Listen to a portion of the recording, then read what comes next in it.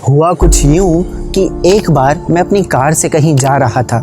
मैंने देखा कि एक कार जो बिल्कुल मेरी कार के आगे चल रही थी वो बहुत धीरे धीरे कछुए की तरह चल रही थी। अब दिल्ली की सड़कों पर कोई इस स्पीड में गाड़ी चलाए तो वी ऑल नो कि हम सबका क्या रिएक्शन आता है, और वही रिएक्शन मेरा भी था।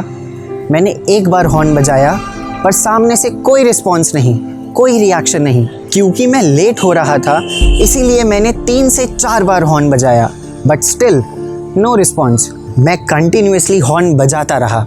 अब मेरा पेशेंस लेवल जवाब दे रहा था। तभी मेरी नज़र उस कार की डिग्गी पर लगे एक स्टिकर पे गई। जानते हैं उस बैनर पर क्या लिखा था? Physically challenged, please be patient. मतलब जो गाड़ी ड्राइव कर रहा था वो एक दिव्यांग था, और उसके मैसेज में वो पीछे वाली गाड़ियों से ये रिक्वेस्ट कर रहा था कि वो थोड़ा धैर्य रखें। And that very moment changed me. उसी पल मैं बिल्कुल शांत हो गया। गाड़ी की स्पीड धीरे कर ली, हॉर्न बजाना बंद कर दिया। मैं जहाँ जा रहा था वहाँ के लिए लेट हो गया था, पर अब मैं इरिटेटेड नहीं था, बल्कि एक बहुत बड़ा मैसेज सीख गया था। That I would like to share today with you all. अगर वहाँ वो स्टिकर ना लिखा होता तो क्या मैं इतना पेशेंस रख पाता? और क्या हमें लोगों के साथ व्यवहार करने के लिए, किसी के साथ कुछ बिहेव करने के लिए इन स्टिकर्स की ज़रूरत पड़नी चाहिए? ये क्वेश्चन मेरे माइंड में आ गया। आई थॉट, क्या हम लोगों के साथ भी इतना धैर्य, इतनी सिंपैथी और इतनी एम्पैथी दिखा सकेंगे अगर उनके फोरहेड्स पर ऐसे ही लेबल लगे हों, ऐसे ही कुछ स्टिकर्स लगे हों? For example, label of lost my job, या फिर मैं एक कैंसर रूपी बीमारी से लड़ रहा हूँ इस नाम का स्टिकर, या फिर किसी के माथे पर ये लेबल लगा हो कि मैं एक डिवोर्स से गुजर रहा हूँ, या फिर कोई लेबल हो कि मैं इमोशनली और फिजिकली अब्यूज़ हो रहा हूँ। ये लेबल पर लिखा हो कि I lost my dear one in an accident very recently, या फिर किसी के फोरहेड पर यह लेबल लगा हो कि मैं फाइनेंशियल क्राइसिस से गुजर रहा हूँ, मुझ पे इतने लाखों रुपए का लोन है। एक चीज़ तो पक्की है कि everyone is fighting a war जिसका हमें कोई भी आइडिया नहीं है। कोई कब, कहाँ और कैसे, किन सिचुएशंस में, किन परिस्थितियों में जी रहा है, हमें कुछ नहीं पता। क्या हम थोड़े से और पेशेंट और सहनशील हो सकते हैं? क्या इन इनविजिबल लेबल्स को जो हर कोई अपने फोरहेड्स पर लेकर घूम रहा है, हम थोड़ी सी इम्पोर्टेंस दे सकते हैं? वो लेबल्स जो फोरहेड पर दिखते तो नहीं हैं पर होते सबके ज़रूर हैं। हम उन्हें समझने का, पढ़ने का और पढ़कर साथ देने की थोड़ी सी कोशिश कर सकते हैं। So today we want to ask you वही सिंपल क्वेश्चन जो हम एक दूसरे से रोज़ ही पूछते हैं। How are you? कैसे हैं आप सब लोग? आपका आंसर होगा I am fine, doing great, हम सब ठीक हैं। बट क्या यही थी सिर्फ एक फॉर्मेलिटी, या फिर वी रियली मीन इट? क्या हम सच में जानना चाहते हैं कि कोई कैसा है, या फिर हम किसी को सच में बताना चाहते हैं कि हम ठीक नहीं हैं? क्योंकि बात जब फिज़िकल हेल्थ की आती है, हमें सब पता है क्या खाना चाहिए, क्या नहीं खाना चाहिए, कौन सा वर्कआउट करना है, कौन सा नहीं। पूरे दिन कैलोरीज से लेकर वॉकिंग स्टेप्स तक सब कुछ ट्रैक करते हैं। पर क्या कभी भी यहाँ ट्रैक किया? लाइफस्टाइल के सबसे इम्पॉर्टेंट एस्पेक्ट को आप ट्रैक करना ही भूल जाते हैं, जो हैं आपके विचार। अगर आपके विचार ही नहीं संभले तो आप कैसे संभल पाएंगे? नाउ जस्ट थिंक, ध्यान से सोचिए, आप ही के आसपास न जाने कितने लोग हैं जिनको आप ही रोज़ कुछ ऐसा कह देते हैं, अरे इसका तो रोज़ का है, क्यों फालतू के ड्रामे कर रहा है, इतना मत सोचा कर, फालतू ही चलता है तेरा दिमाग, कुछ ज़्यादा ही सोच लेता है तू, अरे इतनी बड़ी बात थोड़ी थी, it's all in your mind, over react कर रहा है तू, छोड़, मूड ठीक कर ले। समझो इस बात को, कोई स्विच नहीं है कि ऑन या ऑफ कर दिया जाए। And the best part is, यही लोग जब कोई केस होता है तो बड़ी बड़ी बातें करते हैं। You are not alone, DM to talk to us, we are here.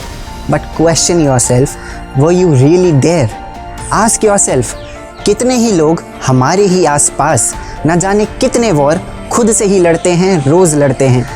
कितनों से हम वही सब कह देते हैं जो अभी हमने नॉर्मल समझकर ऊपर डिस्कस किया। या फिर जब कोई अपनी स्टोरी थोड़ी सी ही सुनाने का ट्राई करता है, बहुत मुश्किल से कोशिश करता है, तो हम इग्नोर कर देते हैं या कह देते हैं अबे पागल है वो, भाई दिमाग ख़राब है उसका, मेंटल जैसी हरकतें करती है, हर बात पर ओवर रिएक्ट करता है, छोटी छोटी बातों पर गुस्सा होता है, मैंने तो ध्यान देना ही छोड़ दिया है, रोज़ का है इसका तो बताइए। फिर कुछ हो जाने पर, कोई सुसाइड केस हो जाने पर या फिर कुछ भी हेडलाइन आने पर उस कैप्शन का, हमारी उस मुहिम का, DM to talk to us we are here का क्या फ़ायदा, जब अपने ही साथ के ही अपने ही लोगों पर हम ध्यान नहीं दे पाते।